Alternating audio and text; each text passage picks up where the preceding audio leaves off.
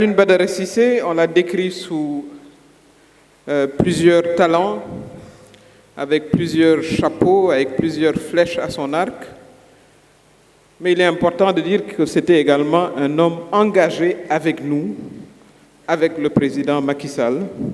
Il était membre fondateur de l'APR et il a participé à tous les combats.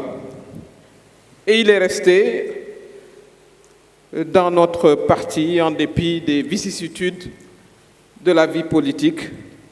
Et il savait d'ailleurs beaucoup en rire. C'était un homme indépendant, c'était un homme libre d'esprit.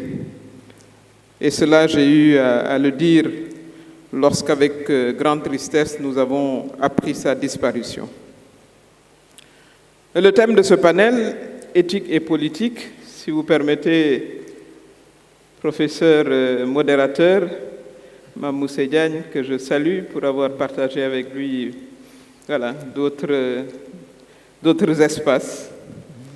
Vous me permettrez quand même de dire qu'il est quand même un peu trop facile de jeter l'anathème systématiquement aux politiciens. Les politiciens sont des Sénégalais issus de la société. Ils viennent en politique avec leur éducation. Nous avons suivi la grande sœur de Alioune Badara Cissé dire que nous l'avons éduqué dans la famille, que nous lui avons donné des valeurs. C'est certainement ces valeurs qui l'ont amené en politique. Vous ne pourrez jamais avoir une société sans éthique et espérer avoir une classe politique avec éthique. Et je pense qu'il est un peu trop simple de considérer les politiciens comme venant de nulle part et une fois qu'ils entrent dans l'arène politique, celle-ci les pervertit et ils perdraient toutes leurs valeurs. Ce n'est pas le cas. Je pense qu'aujourd'hui, lorsqu'on parle d'éthique et de politique, il faut savoir commencer tôt. Il faut savoir former nos jeunes, pas seulement dans les partis, parce qu'ils arrivent tard dans les partis, avec leurs qualités et leurs tares, etc. Mais c'est toute une société dans son ensemble qui doit revoir son fonctionnement, à commencer par l'éducation au niveau de la cellule familiale, où les valeurs universelles, mais également anciennes, doivent être réhabilitées. Tu ne mentiras point, tu ne tueras point, tu ne voleras point. Ça ne s'applique pas qu'aux politiciens, ça doit s'appliquer à tout citoyen. Donc je crois qu'il faut replacer l'action politique dans le cadre de la vie globale de notre société qui a besoin justement de réhabiliter ces valeurs et leur décadence se manifeste tout simplement dans l'ensemble des secteurs, y compris dans certainement la politique. Nous assistons souvent à des falsifications de diplômes, etc. Tout cela n'a rien à voir avec la politique, c'est un fait social. Et je crois que ce qu'il faut retenir de cette belle cérémonie, c'est « What's the way forward ?» Qu'est-ce que nous comptons faire en partant d'ici? Ce qu'Alioune Badara aurait aimé voir, c'est que tous ces gens qui se sont exprimés, tous ces citoyens qui lui ont voué beaucoup de respect, puissent également étudier des formes de perpétuation, justement, de l'exemple qu'il a constitué. Parce que l'exemplarité n'a de sens que lorsqu'elle se démultiplie dans le champ social et bien au-delà de la politique.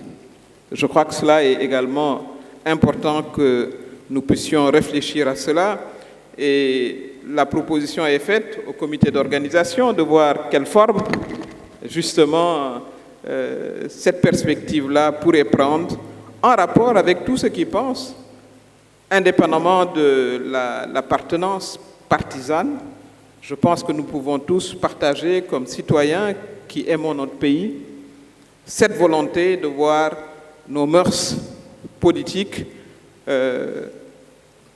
continuer à s'appuyer sur des discours constructifs pour la nation, même si nous avons des points de vue divergents. Et de ce point de vue-là, professeur, la parole me paraît être importante. La prise de parole dans l'espace public doit, je ne dirais pas être régulé, parce que ce sera toujours de l'autorégulation. On est dans le champ de la libre expression. Mais l'autorégulation qui s'appuie justement sur ces valeurs de tolérance, d'acceptation du point de vue contraire de l'autre, du respect du fonctionnement des règles démocratiques, à mon avis, doivent s'ériger en obligation pour tous les acteurs politiques, qu'ils soient de la majorité ou qu'ils soient de l'opposition, sans oublier d'ailleurs la société civile. Je crois que c'est comme cela qu'on convaincra les Sénégalais que la politique est utile. Ce n'est pas parce que tu es au pouvoir que tu es mauvais ou parce que tu es dans l'opposition que tu es bon ou vice-versa, mais lorsqu'ils verront que de part et d'autre de la scène politique, ils peuvent apporter, appliquer un respect à ces personnes qui prennent la parole dans le champ public. Et encore une fois, ce serait intéressant que l'on puisse réfléchir sur que faut-il faire, en commençant par l'école.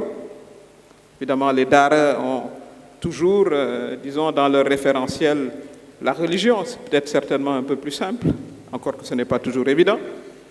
Mais pour avoir un jeune Sénégalais qui, dans tout son parcours d'apprentissage, comprend que les vertus cardinales, c'est ce qui est le plus important. Malheureusement, c'est un défi dans le monde dans lequel nous sommes, où justement le caractère matérialiste et matériel de nos existences domine sur la qualité intrinsèque.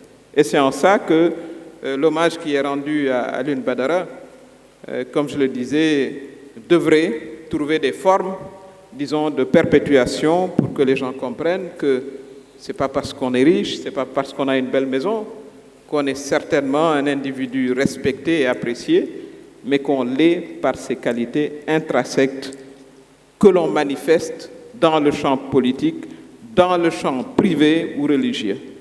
Je crois qu'il faudrait la prochaine fois, professeur, peut-être disserter de l'éthique tout court, parce que justement, elle s'applique à tout ce champ-là et elle n'est pas réservée exclusivement aux politiciens que nous sommes. En tout cas, c'est avec beaucoup de plaisir que je suis resté du début jusqu'à la fin, en hommage à Alioune Badara, qui était aussi un ami avec qui j'avais une grande complicité intellectuelle.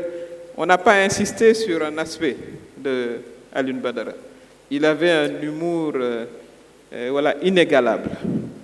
Et il avait un maniement de la langue de Shakespeare que les Américains eux-mêmes admiraient. Et on lui posait toujours la question « Where are you from ?» Et il disait tout modestement « Je suis du Sénégal ». C'est dire tout le talent qu'il avait, talent multidimensionnel, mais c'était surtout un gars très sympathique.